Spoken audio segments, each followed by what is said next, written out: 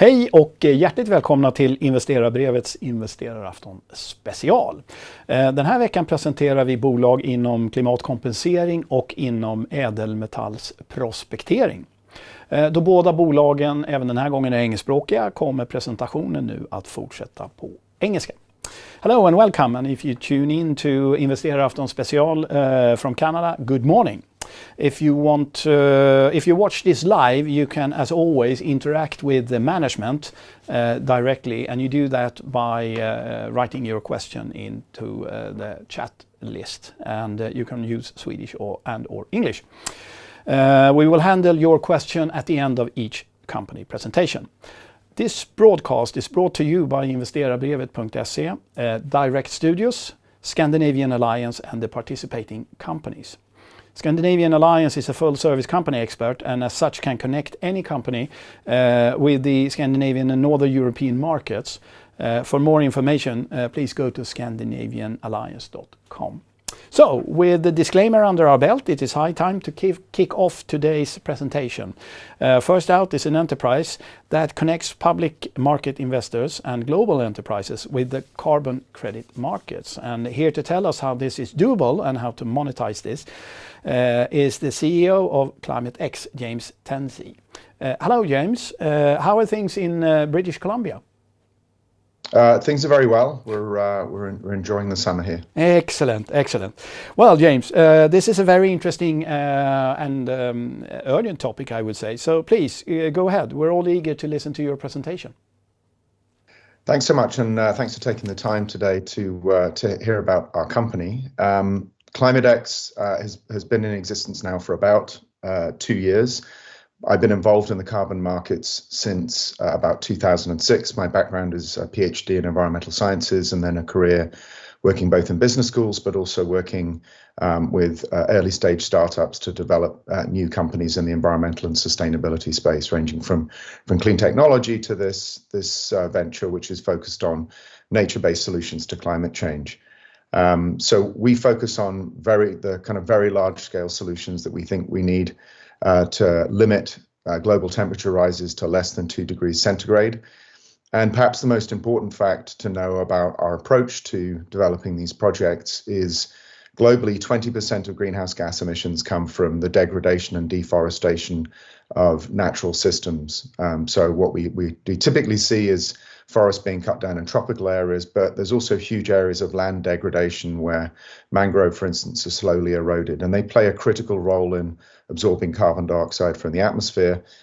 When aviation is about 2% of global emissions, deforestation and land degradation is 20%. So we've built this business to mobilize capital to solve this problem of deforestation and land degradation. I'm very happy to be able to share with you today our approach and some of the successes that we've had so far with this company.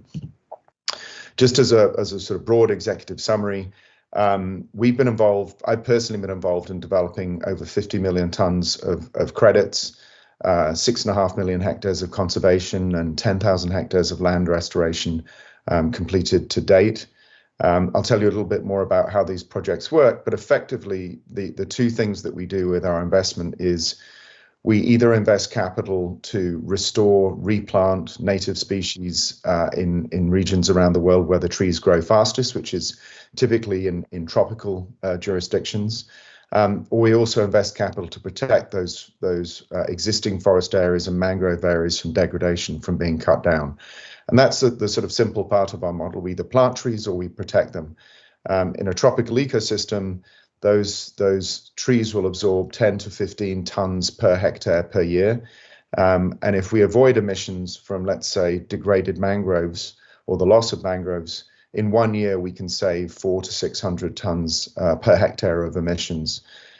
So we think this is a very powerful tool. It's not the only solution to climate change, but it's part of the story. And the capital that we use to invest in this is coming from companies around the world who've made net zero commitments. And I'll tell you a little bit more about just how large that scale of demand is. And it's certainly demand that's grown very significantly in the last 2 to 3 years and really was the basis on which we built this company. So what we do is we've recognized that to be able to develop these projects, we have to be very hands-on. So we're an owner-operator projects. You can think of us, if you know the mining sector, as being a bit like a junior mining company or an early stage operator. We have teams on the ground in countries like Sierra Leone, Suriname in Latin America, the state of Yucatan in Mexico, and Guyana. And they take on the task of managing the process of protecting and restoring these areas of land. So we're very hands-on. We believe that's a really important part of the quality control for these projects. But it's also the way that we ensure that when we present these projects to our buyers, which are often large Fortune 100 companies or some of the commodity traders and brokers, that we tick the boxes in terms of ESG, that we have fair and equitable community benefit sharing, that we're looking not just at the carbon sequestration, but also the biodiversity.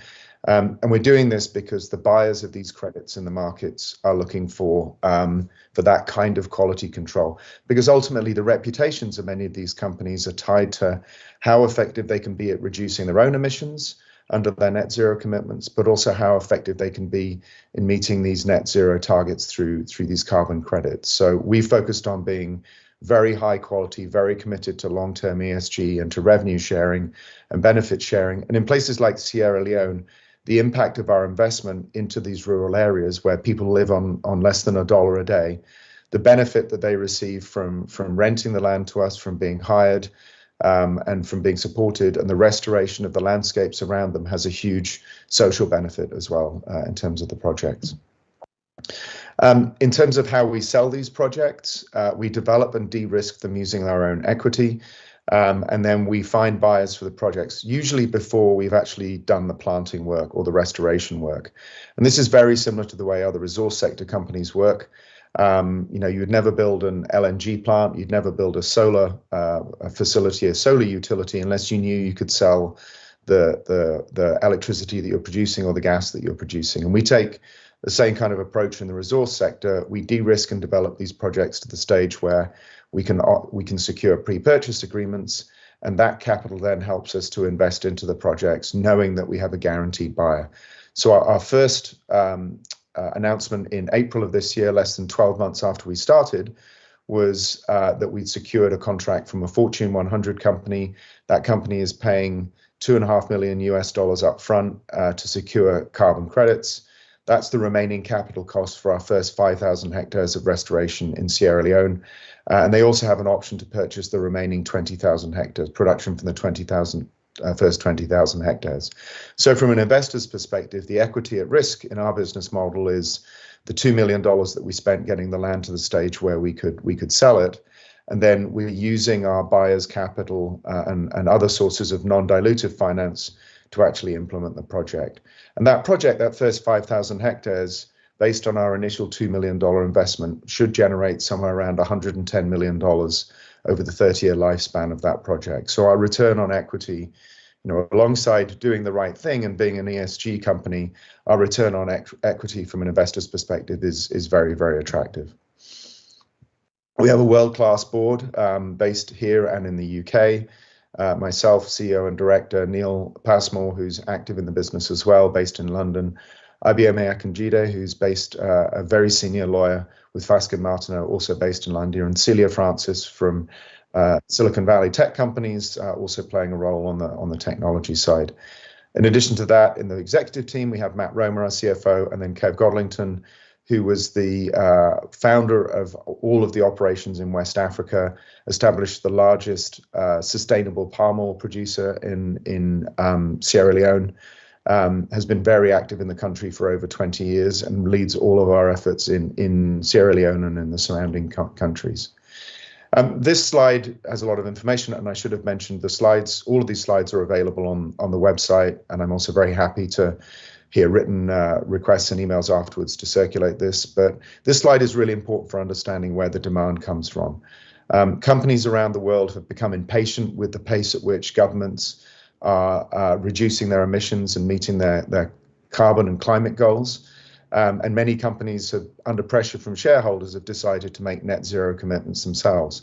And the only way to achieve net zero or climate neutrality is either to completely eliminate all of your emissions or to reduce your emissions where you can and purchase carbon credits for the balance. And what many people don't understand is that more than 4,000 companies now have made these net zero commitments, and those represent, according to a Forbes article, over a third of the global economy's market capitalization.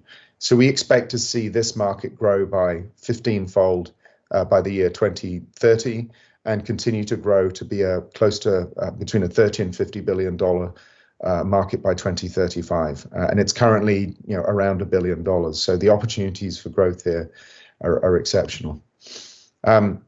Quite a lot of information in this slide, but the key thing is to answer the question, why do we focus on nature-based solutions instead of technology, instead of carbon capture and storage? And the answer is relatively simple. Nature-based solutions are the lowest costs carbon credits, so the cheapest way to reduce emissions within ecosystems around the world. We can produce credits at, in some cases, less than $10 per ton. Carbon capture and storage, while it's a powerful technology, still costs $100 per ton. So if we have limited capital, we should be buying and securing the lowest cost credits that we can find. They're also available in the largest suppliers, so 65 to 85% of credit production can come from nature-based solutions. So we think there's a market here for 10 to 12 billion tons of credits a year. And the goal to stabilize climate emissions would be to reduce emissions by at least 23 gigatons per year. So we believe that nature-based solutions can be a very big part, particularly of the early stages of greenhouse gas emissions reductions. And the idea that we could end deforestation globally by 2030, 2035 is an achievable goal. It is something that we believe with the right kind of capital and support that we can make a very significant contribution towards. The problem with the market that we're trying to solve with this business is that it's a small-scale artisanal market with a very fragmented supply chain. What we've tried to do effectively is bring all the best contract approaches and development approaches and jurisdictional approaches from the resource sector to develop carbon credits within our space. So a mining company would never imagine mining in a country without a concession from the government. We go in and negotiate all of our agreements and benefit sharing in advance. We agree revenue sharing with the governments. We get the rights, and then we develop much larger scale projects than we typically see. So we're a jurisdictional player. We like to develop projects at the level of whole countries or states. So we have agreements with the state of Yucatan, the country of Sierra Leone. We're working with other West African countries on these types of agreements. We have a national level agreement in Suriname. So we've become the entity that brings capital to bear across entire countries within these tropical regions.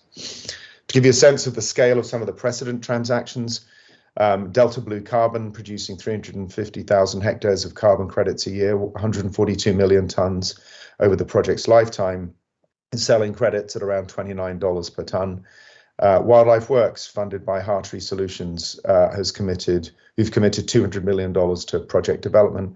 Our customers, our buyers, 3 of them have committed $1.5 billion into a pipeline of project development. So the capital available here from the buyers is available at a scale that's, I would argue, is unprecedented. These are the jurisdictions in areas in dark where we have projects already developed, and in light green that are under development. And our strategy is to go for very large scale, 500,000 tons a year minimum, 20,000 hectares a minimum within a country. And we validate through a very well-established quality control organization called Verra. We look at the UN SDGs, and we also look at our broad-based impacts within the jurisdiction. Just to help you understand the economics of our project, this is looking at a mangrove projects. We do at-risk exploration using our own equity. We spend maybe $100,000 on scoping and feasibility work, a further $200,000 on project development documentation, which is really like a reserve statement in mining. So somewhere around $500,000 in total to develop these projects through to the stage where we can pre-sell them. And from a mangrove conservation project, we might get 400 tons per hectare in the first 2 to 3 years of the project, and 5 to 7 tons per year ongoing, where carbon prices now are between $15 and $30 a ton. You can see how the economics of these projects start to look very attractive relative to the capital that we need to put in. We like to have a mix of restoration and conservation projects. This profile just shows the carbon sequestered over time. So a restoration project will start out slow and grow to 10 to 15 tons per hectare. A conservation project, our first conservation project in Sierra Leone, we expect will generate 1.2 million tons from 3,000 hectares in the first year to 2 years. If we can sell that at $20 to $30 a ton, we get a significant bump in revenue that we can then use to fund our restoration project. So based on our current pipeline, we're currently doing a private placement. We may do one other small raise this year, but the goal is by early 2024 to be self-funding all of our project development from this mix of revenue flows. You can look at this in more detail on the website, but this just gives you the status of our current projects. We have monetized our first Sierra Leone project, the first 25,000 hectares. The second area, the 32,000 hectares, is following behind, and we're very advanced with mangroves in Yucatan, Suriname, and Sierra Leone. So we've made, for a company that only listed 12 months ago, we've made, I believe, incredible progress in this period.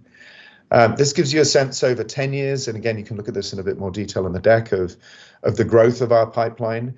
But our existing pipeline of projects is generating, in the end, 43 million tons of verified carbon units under Vera over the lifetime of the projects.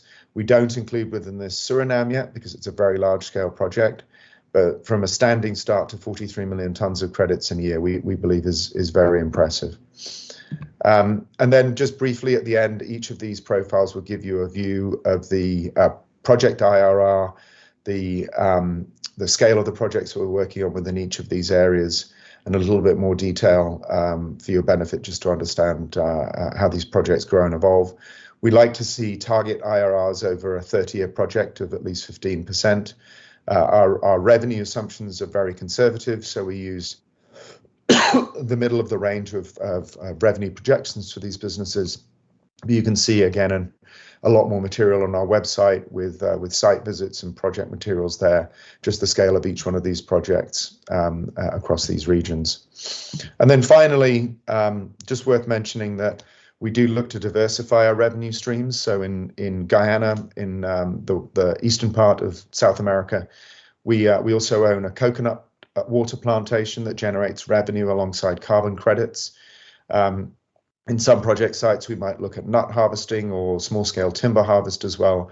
We think the opportunity to diversify revenues alongside carbon credits can be very important. So you'll see within our financial statements, we have a 5-year-old coconut water plantation that's going to generate very significant revenues over time alongside the sequestration of carbon. So I'll pause there and just mention that we're listed on TSXV. We do actually have a private placement open at the moment that still has some room, very open to any interest from investors in that. And I'll hand back to you for questions. Excellent. Thank you so much, James. Very interesting here. My first question here is, who do you compete with? And one could phrase that in two ways. I mean, who else is selling carbon credit, and or is there other ways? Because you mentioned why you're into the way of buying here. So I mean, who do you meet when you knock at the door at the clients? Yeah, so one of the great things about being in a market where there's very large scale demand for carbon credits, one of the great things about that is we have a lot of colleagues who run competing companies, but we very rarely trip over each other at the desk of the client. So we see our competitors as being, we're the only really large scale listed company that works on as an owner operator of credits. There's one other company that I actually helped to found called Austrian Climate Associates that works more as a technical consultant to projects. The rest of the publicly listed companies in this space are actually streaming and royalty companies. And those companies have some real challenges because they're really competing with the large scale buyers of carbon credits. So we focus on direct sale to the large final customers, and that means we don't really compete with the streaming and royalty companies. In the private market space, there's a number of different funds. There's Imperative, there's Pollination, There's a large number of funds that are active in the space using private capital. But we felt that for a new and emerging commodity, that the right thing to do was, to use the mechanisms in resource-based exchanges to raise capital and develop these projects through to completion. So, most of the other interest in the space is private capital, which is obviously inaccessible to most investors. But basically, it seems like the competition in its way is you're helping each other here, because obviously the issue at hand is fairly easy to understand, but how to compensate for that, the more anyone knocks on the door, the more natural it will be to buy the credits. Is that a way to look at it? Yeah, that's a good way to look at it. I mean, the scale of the challenge is so huge. This is a frontier market that's going to see 15x growth over the next 5 to 10 years. So the biggest problem we have at the moment, the constraints are really just around how quickly we can get projects validated, how quickly we can deploy capital. So there isn't price competition at the moment from the types of projects that we develop.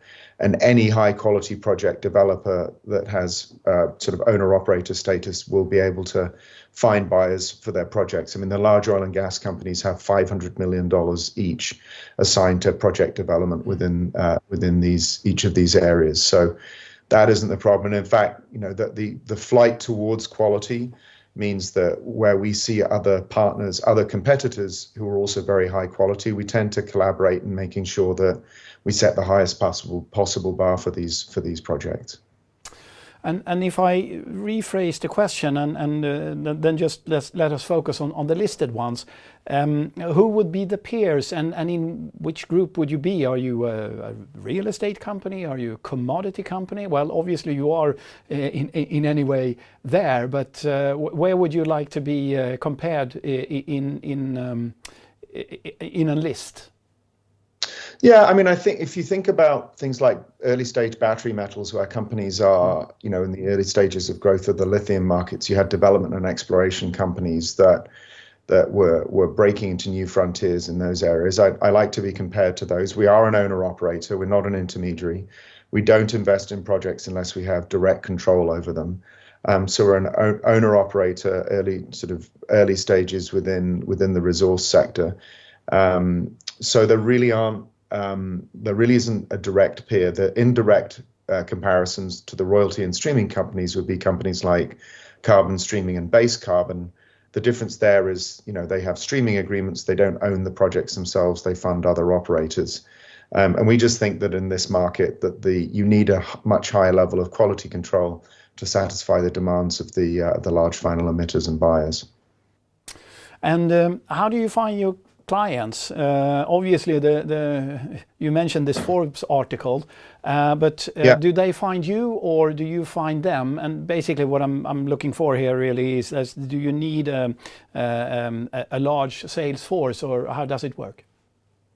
So in our first competitive tendering process for the Sierra Leone project, we reached out to all of the largest commodity traders, so Macquarie, Vitol, Mercuria, Hartree, Glencore, through our networks, because we've all been involved in the resource sector, particularly Neil Passmore, and then all of the major oil and gas companies, most of the technology companies, and we ended up with 16 different companies reviewing the data room to come up with a competitive bid process. So we really focus on very large wholesale transactions, which means a relatively small team led by myself can talk to most of the major buyers within the system. We don't need 10 or 15 people on sales calls, because ultimately what happens is one of those buyers will bid for the entire project and will purchase 100% of the tons from it. So we've targeted the buyers we know are the fastest moving, the ones that have the capital to deploy. What we're not doing is having to take the projects and slice them up into strips of tons and sell them to individual small and medium-sized companies. We're really focused on delivering to the very large wholesale buyers, and those are pretty well known. They're on that slide that I showed you earlier, and that means we can also be very efficient in terms of the overhead for the sales and marketing process. And if we mentally go back to that slide, I would assume that the investment for your clients is fairly low in comparison to the general cost of whatever they're doing. If you're an Amazon or if you're a Google or an airline or whatever. So what is the biggest hurdle to onboard a client, a customer? Is it knowledge?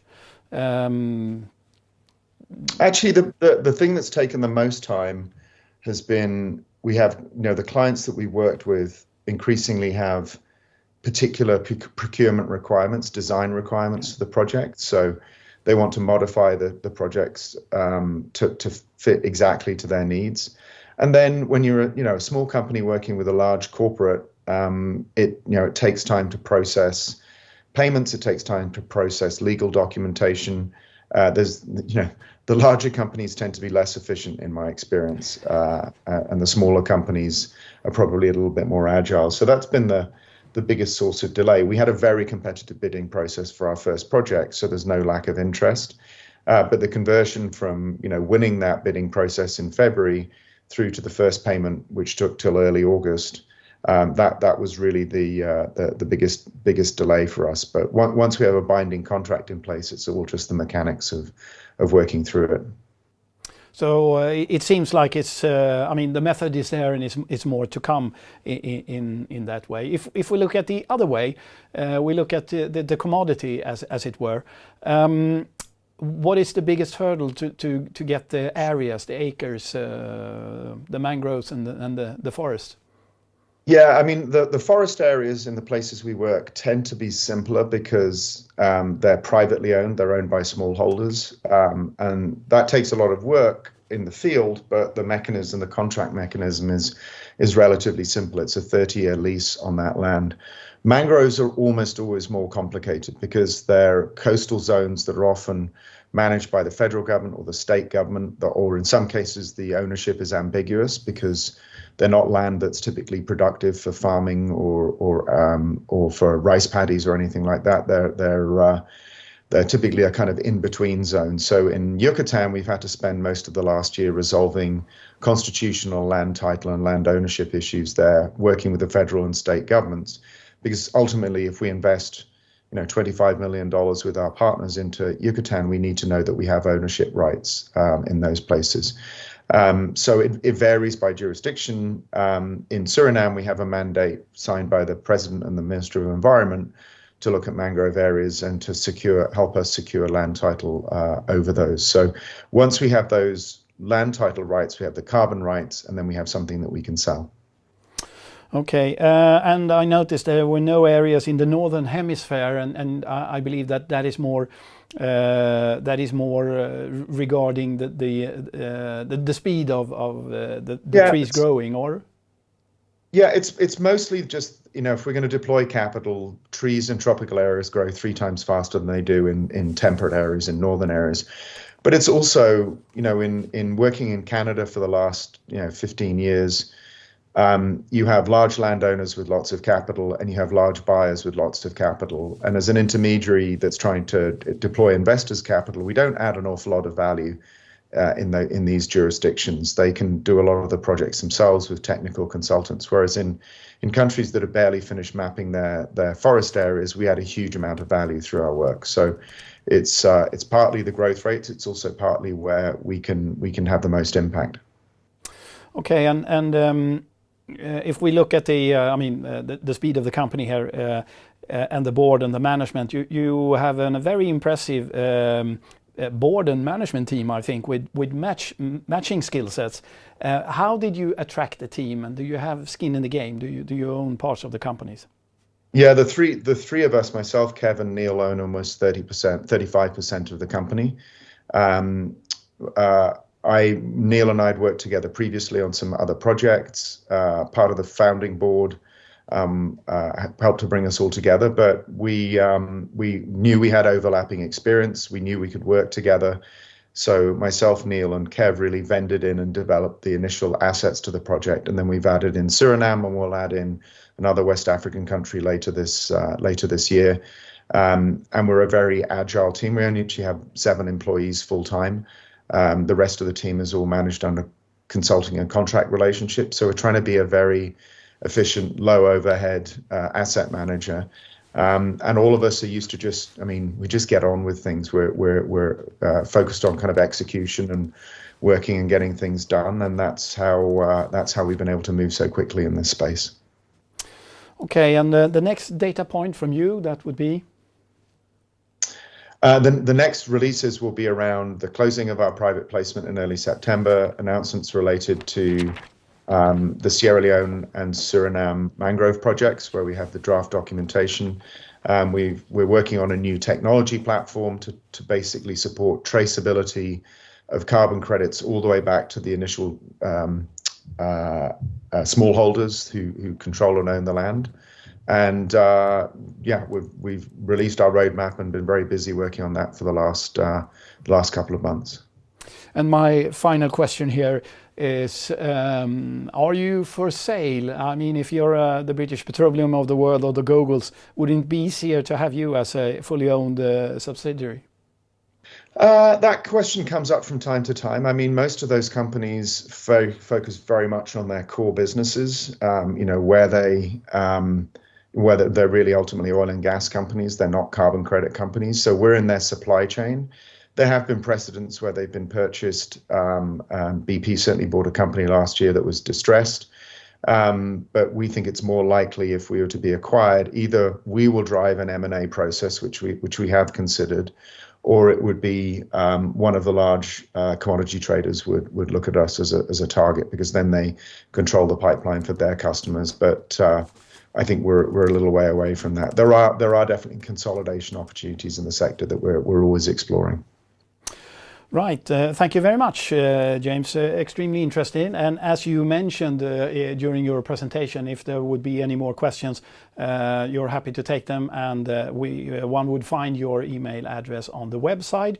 And I could say that it's the website in itself is worth a visit. It's very comprehensive, and there are a couple of interviews with yourself where you explain this, and you get even more intricate questions. So with that, I wish you the best of luck in the way forward.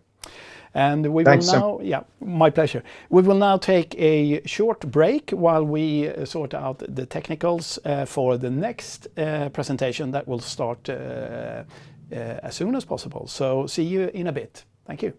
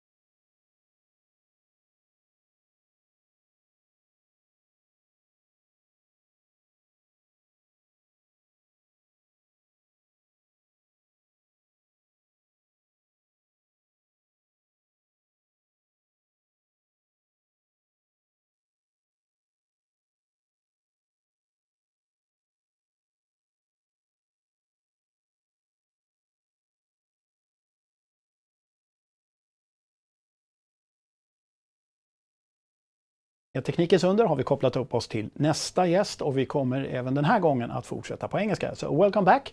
We're now ready to go with our next guest, and it's my great pleasure to introduce Power Nickel and its CEO Terry Lynch. Hello Terry, how are things in Toronto? Everything's great. Good to be here. Thanks for having us on. Yes, it's a great pleasure. So without further ado, please, Terry, go ahead and explain how you can extract nickel and other metals in a carbon-neutral way. The floor is yours, and we're eager to listen. Okay, great. Well, we'll tell you how we intend to go at that. Obviously, our objective is to create the world's first carbon-neutral nickel mine. So let's see how we go about that. We're not going to tell you anything we don't believe is true, but it's always important to do your own due diligence, and we recommend you do so. In terms of an investment, I think the best time to make an investment is when you get the macro aligned with the micro. So in this case, I would say that we think that the commodities are going to actually have a bit of a surge relative to the overall market. And if you look at that chart on the top left, it sort of indicates that. And what's really driving that is really fundamental change by governments around the world. In the U.S., it was the Inflation Reduction Act, which is driving a lot of investment into the green technology sector, and in Canada, they have their own program. The EU has its own. So what these government. I haven't not shut it down. No. So you can't see anything. I'm clicking on it, and what about now? Can you see that? No.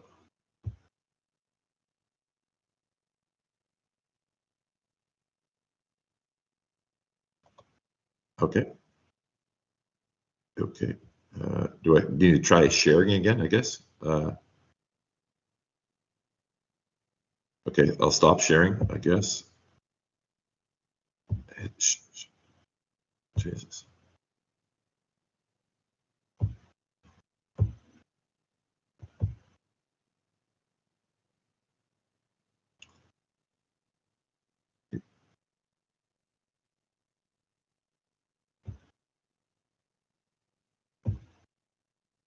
Okay. Yeah, and you can see that. Let's see if we can go another slide. Can you see that? That is so weird. Okay. Almost hard. Almost harder than getting nickel out of the ground. Anyway, let's move along. So, fundamentally in North America, there's about $60 billion now being invested in building battery plants. And obviously, that's going to give a lot of headwind to the commodities needed for those battery plants, whether it be for class 1 nickel or copper or cobalt, graphite, etc. So that's sort of the macro. And then on the top right, you see a chart, and we actually compare ourselves with other nickel sulfide companies around the world. And you'll see that we're literally the cheapest, by far when you look at the risk return perspective. We'll get into that in more detail. And we've got some near-term catalysts that'll, really start to reset that and bring it back to, I think, an average and perhaps in excess. And what are those catalysts? Basically, it's we just announced we're starting drilling again. In fact, we've been drilling for about a week, so that's going very well. We're following up on a very successful drill program, so we'll have some new results coming out in a few weeks. We'll have a new metallurgical study that'll be out sometime in the next couple of weeks. We'll have a new 43-101, which should show that probably north of 8 million tons of nickel is in the ground already, and this is on one pod. And the nature of nickel sulfide mines is there are multiple pods, so we think this is not going to be a small mine; it's going to be a big mine. Other ultramafic discoveries like it in Canada were Lynn Lake, 22 million tons, and Voisey's Bay plus 50 million tons. So this will make this a $1 billion plus project, and obviously a market cap today of 25 is sort of why this would be of interest to investors. It's not just interesting to individual investors or family offices. It's actually of interest to industry. So we just announced in the last month a major investment from a company called CVMR Corporation. They're one of the world's top technical nickel producers, I would say. Amongst the things that they've done that you would know would be there's a super collider up in Sudbury, one of the foremost physics research institutes in the world, and they have $10 million nickel tubes. Well, they were made by CVMR. Another thing that they've done that is noteworthy, at least was for me, is that you're all familiar with the US $100 bill. Well, it's made with a nickel plate. So these guys made the nickel plate. So you can imagine the scrutiny you'd have to go through to be the person or the group, the company that does that. So they did a lot of work with the US government in that respect. So they've got 18 plants around the world. And what was neat from our perspective is they produce finished products in the most environmentally friendly way. And that's part of our carbon neutral approach. There's 3 ways to make nickel products. You can smelt them, hydrometallurgy, or chemical metal vapor process. So that's generally the process that they follow.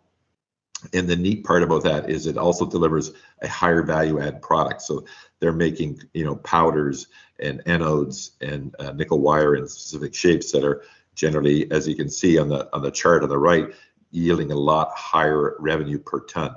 So if you're in the mining business, it's already about revenue per ton versus cost per ton in terms of how you make profit. So obviously you want to have the most attractive revenue you can. And the fact that we're able to attract an investor of CVMR's reputation at this early stage is really sort of social proof that this is not just Terry's idea of a mine, but in fact industry believes this is going to be a mine as well. Whereabouts are we located? We're located in Quebec, Canada, and inside Quebec, we're sort of in the middle of the province, but it would be considered northern Quebec from a financial perspective. And Quebec is arguably the best place in the world to be looking for critical minerals. The reason why that is they've done 3 amazing things very well in Quebec. Number one, they've made a really great relationship with the Aboriginal inhabitants of the land. So in this case, it's the James Bay Cree, and the Quebec government's done a great job in educating them and cooperating with them so they can see how mining could benefit their communities by keeping their young people close at home with high-paying jobs and doing things in a responsible environmental way. So that's number one. Number two, they've done an amazing job with infrastructure. So in our case, we're able to drive off a mainstream highway, the route north, 3 and 4 lane road right to our site. And it's 8 kilometers outside of the town of Nemaska, where there's a regional airport and regional supply chains, etc. And literally at our site across the street is a Hydro-Quebec substation. So the other thing that makes Quebec so great is having cheap access to Quebec hydropower, which is green, of course. Finally, and probably from a development perspective, most significantly, Quebec has the best array of financial incentives for exploration and development. So, for example, we've been able to use several times where our stock price was, I think the most recently, the stock price was around 25 cents, and we raised money at 50 cents to finance our project and move forward using an array of tax incentives that the Quebec and the Canadian government provide.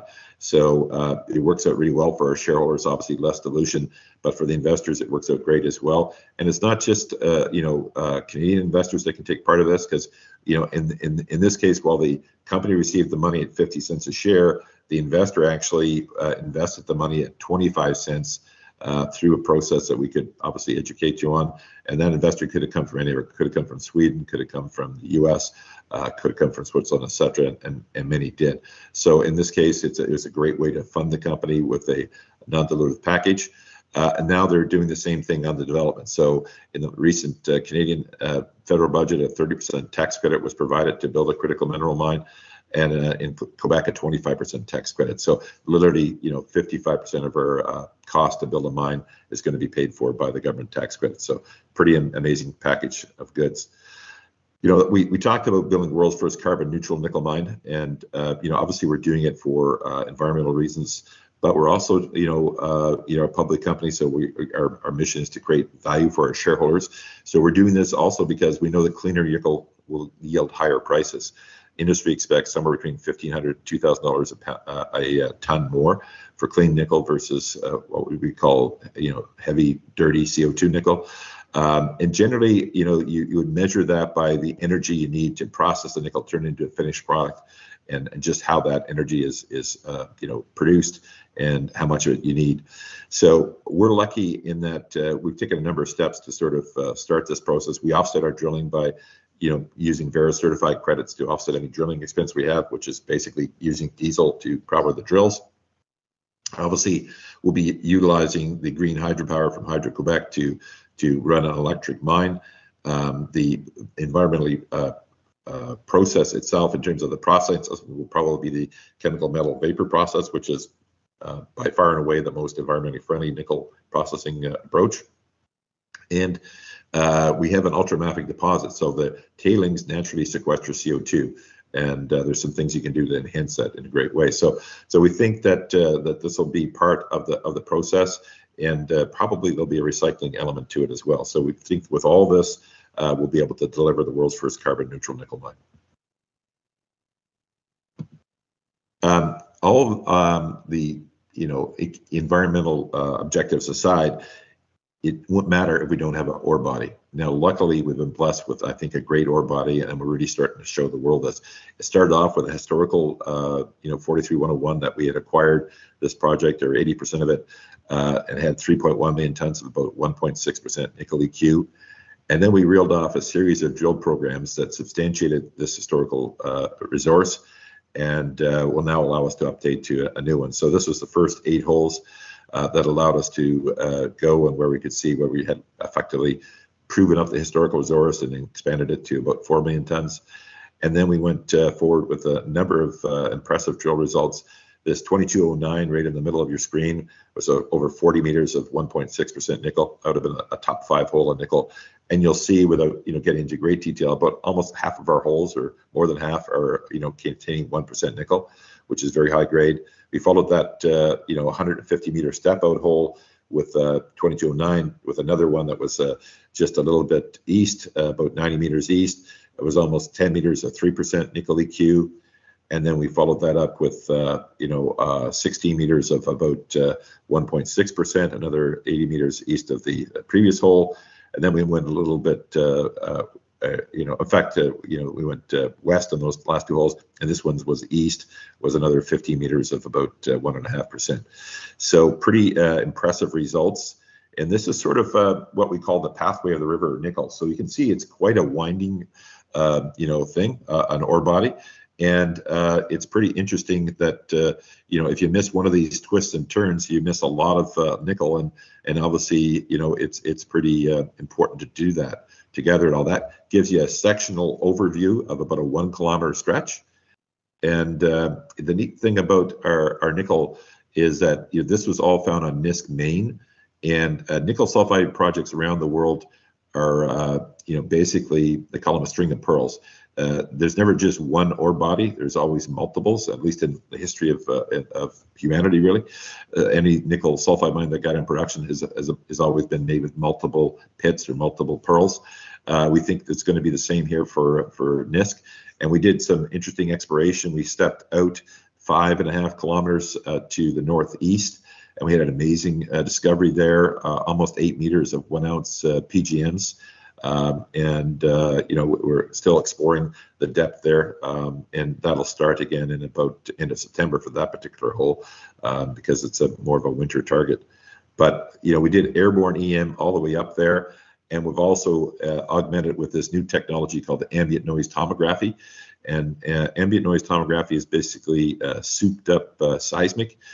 So what happens is they put these silver geodes, which are on the top left corner there. They put it down, it pulses into the earth, and it comes back and it's captured as a sound map. And then they correlate that with the information that we've already gotten from our drilling, from our IP, from our gravity, from our downhole EM, from our airborne EM. And then they can start to get a feel for what the ore body looks like visually at depth in a 3D mode. And so we're about 4 weeks into this now, maybe 5, and it's really amazing. We're already using it in our drilling, and it's going to be super successful. It's an interesting sweet Australian technology. It's been used for a couple of years in Australia, and Talon Metals has used it and that's where we discovered it. Elon Musk brought it to the table when they did their deal with Talon, and that's when we first heard about it, and we started to use it. And it's I think it's going to be one of these tools that revolutionize mining. This is the program we're going forward with using all this data. So right now on your screen, we're drilling hole number 1, and we'll have some more information on that next week. Pretty interesting. You can see this red area is the good stuff. That's what we're looking for, high grade nickel. And if you can sort of see, it goes sort of left to right, and it's open at depth. And that's really exciting to us. So anyway, we've got some very interesting holes coming here in the next few weeks, and we expect to have a very positive response with the drill bit. All this, when you bring it all together, this chart we alluded to at the front of the show, we think we're the most undervalued nickel sulfide company in the world. Why do we say that? Well, we think we're going to be updating our 43-101 probably in early Q4, October, and we're just waiting for the metallurgical studies to be finished, and that'll be done probably mid-September. And then we'll update our 43-101, and that'll move us into the 8 to 10 range. And then we start to compare with all these other nickel sulfide mines, and you can see, like for example, probably our most comparable one would be Talon. It's trading. This is for 60%, so the overall project is probably about 400 million or so. We're trading about 1/15 or so, I don't know, 6-8%. Obviously, they got a little bit better grade, maybe 20% better grade right now, and maybe at the end of the day, 20% more tonnage. But it's surely ours is growing quickly. So the point would be not to disparage Talon, which is a fine deposit and is worth a lot more than what they're getting as well. It's just to say that our project is mispriced at the moment, and when we update this 43-101, and sometime between now and then, it's likely to get repriced and create a multiple increase in our shareholder value. So our action plan going forward is basically to release some more drill results in Q4. And then we'll be basically getting our metallurgical study out in September, followed up by the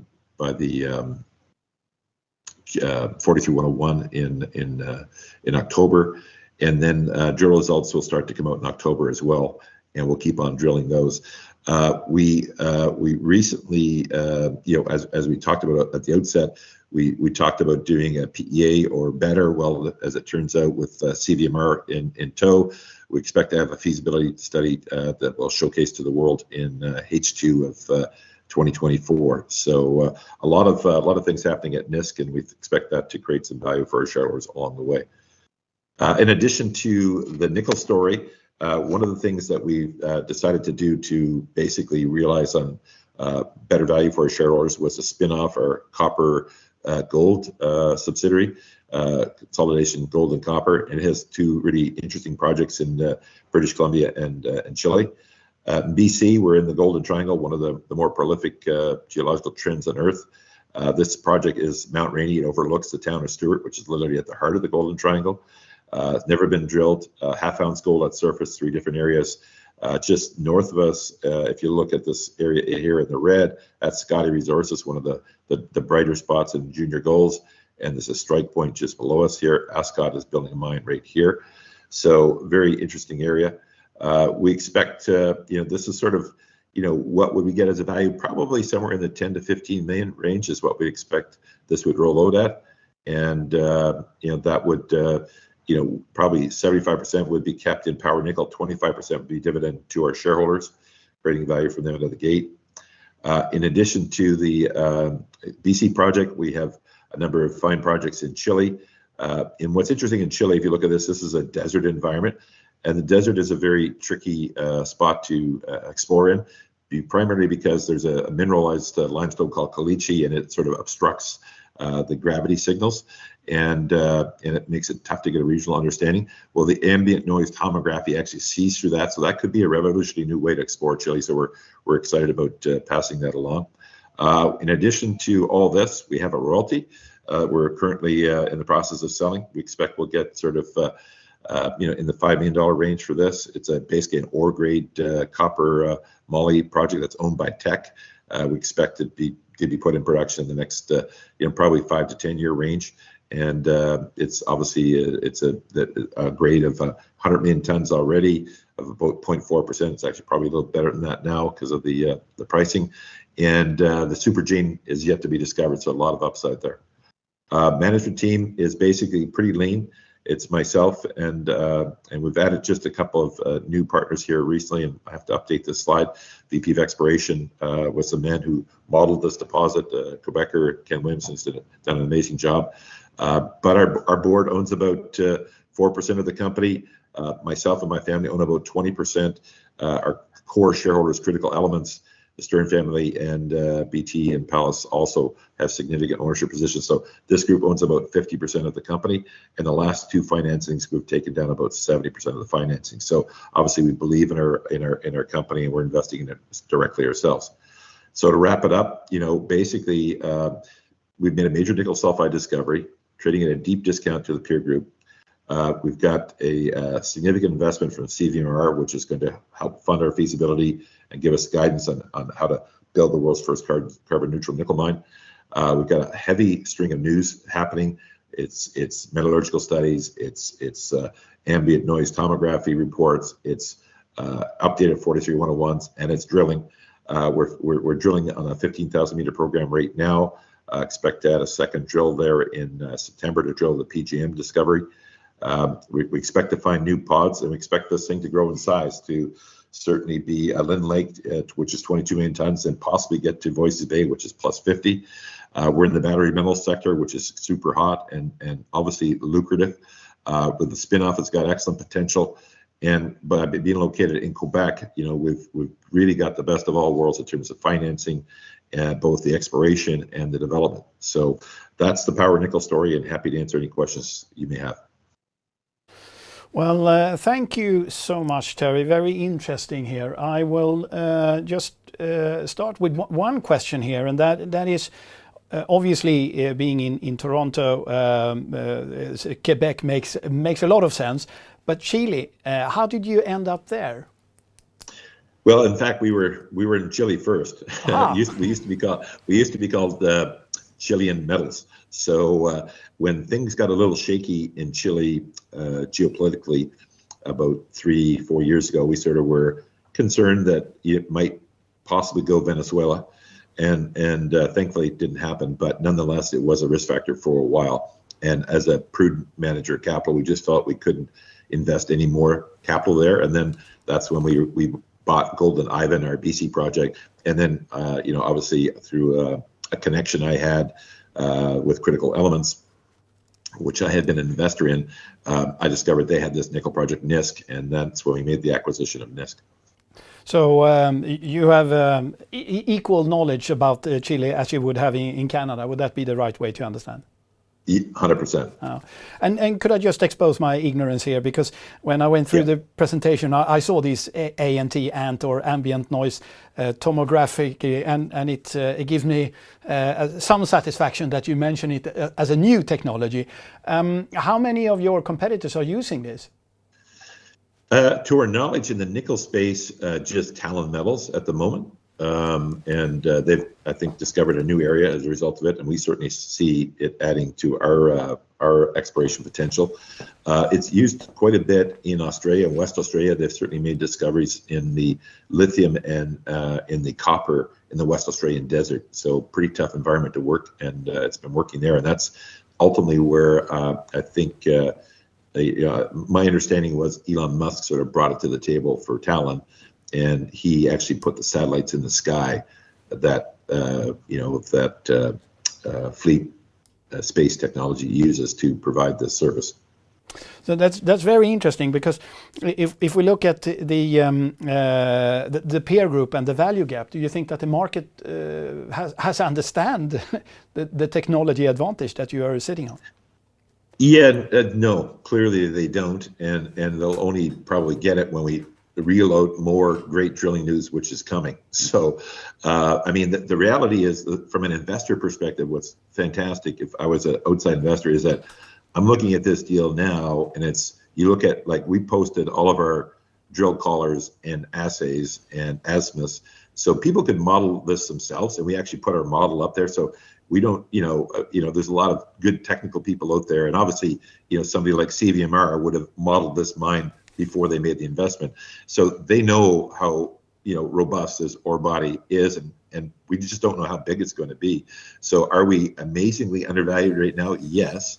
And the great news is that all this potential upside that, that the ambient noise tomography could find for us is just another bonus. You're not paying for it, for sure. And but soon you're going to be the beneficiary of it.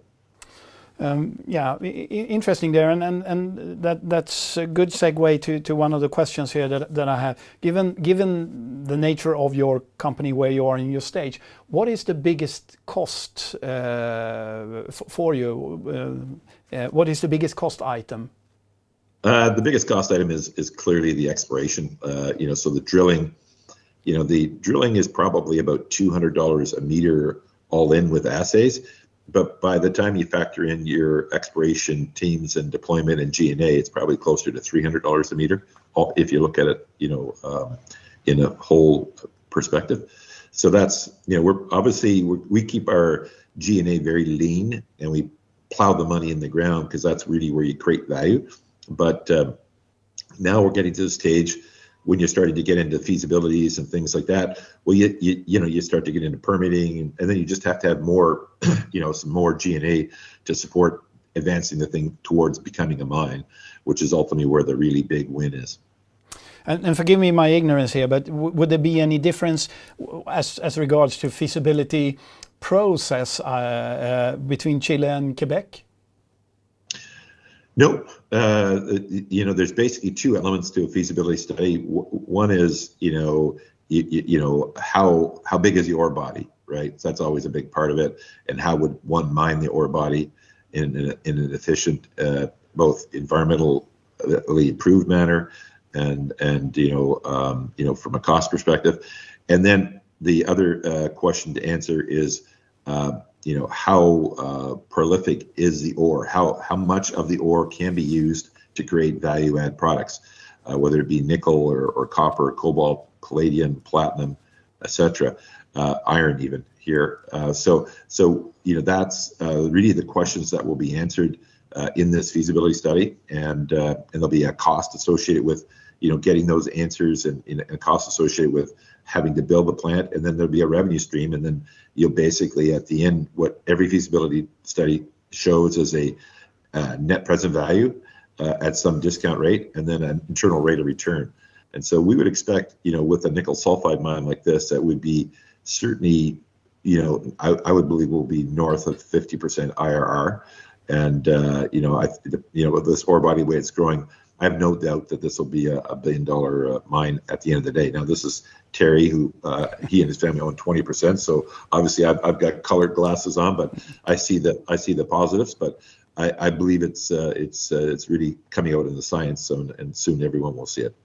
Yeah, you certainly have the glasses on, but you're also one who has been on the site, so I think you are allowed to do your own estimates there. You have a slide that I like, which is 10 reasons to invest, which is good for anyone who'd like to understand the company, and I urge anyone who have an interest to look at that slide. But can I ask you to elaborate around number 8, which is a spin-off. Would you divest, well, that is the non-nickel assets as I understand it. Would that be divested as a pure sell-off, or will it be a share to the shareholders, so it will be as a dividend, and how?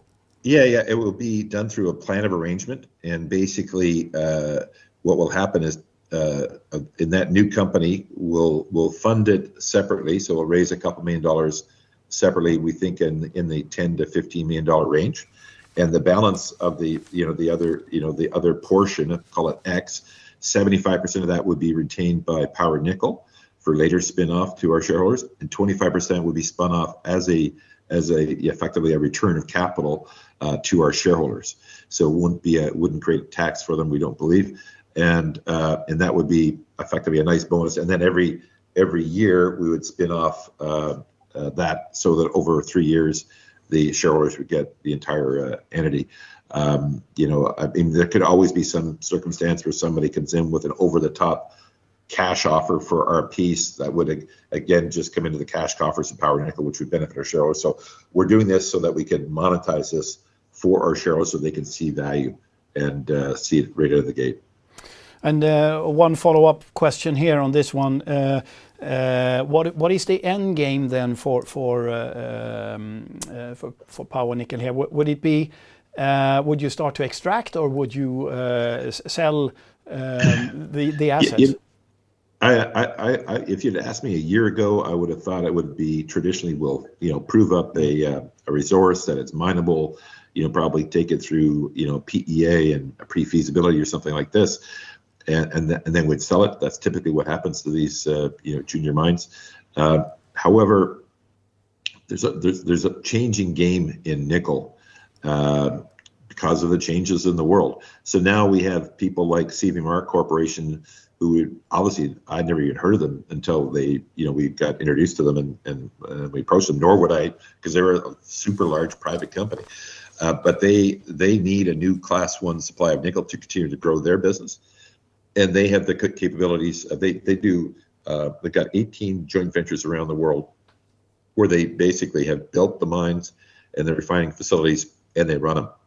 So in this case, it's entirely possible that after we do this feasibility study, that's certainly CVMR's objective in doing this investment, was to understand the process, understand the mine and its potential, and if they like what they see at the end of the day, they would like to build the mine and operate it and carry forward, and that could be the best way to create value for our shareholders. So, we did maintain our free agency, so it's possible that they don't have an offtake, they don't have a first right of refusal. So maybe some bigger entity comes along and says, hey, we need to have this mine, and they give us some unbelievable offer and we sell. But I mean, we're going to get paid now, not just as a miner. I think this is a really critical point as an investor. We're not going to get paid just as a miner. We're going to get paid as a refiner. Okay, and where the real money is in nickel isn't in mining, it's in refining. So by moving and working with CVR towards that end, I suspect that's probably where we end up, because that's really where the value is. But the neat part about it is that we did maintain our free agency. So I guess other things could happen, but that's sort of how I would see it sort of evolving in the next few years. Interesting. So you have a lot of options, and you can keep your cards close to your chest there. You have just announced the fall drilling program, and I assume that was based on airborne targets. Next important news from you would be what? You had a very interesting circle there of the year. So what do you want the market to look for, and what is the next news flow? So we'll probably we like to keep the market updated on our progress on drilling. So there'll certainly be drilling updates that one could expect on a regular basis, because I think that's important. When the market understands that we're successfully drilling this ore body, and obviously stepping out like this, the current hole we're on right now is 300 meters away from any other hole. That's a big step out. So if we hit on that, that's going to be a really great piece of news. So obviously we'll be advising the market, when those things come to the table. Then we've also got in process. We're expecting to get our metallurgical study completed and out sometime in mid-September. That will lead to us being able to post the 43-101 sometime in probably mid-October. And then by then we would be getting the first assay results back from our current drill program. So it's going to be a lot of I think material news happening, and then of course later in the fall we'll be completing hopefully the spin out. So a lot of value creating real action items happening imminently. Interesting. So if one could sum it up here, I mean, you're working in a very interesting space, providing very interesting PMG metals, and the market hasn't really understand the value of the assets and also the technology which you're using. This is a good time to look at the company. And if one has further queries, then we would point anyone towards your webpage, and whom should they contact? Yeah, we've got my contact details are on the screen. Yep. Happy to, you can reach out to us there.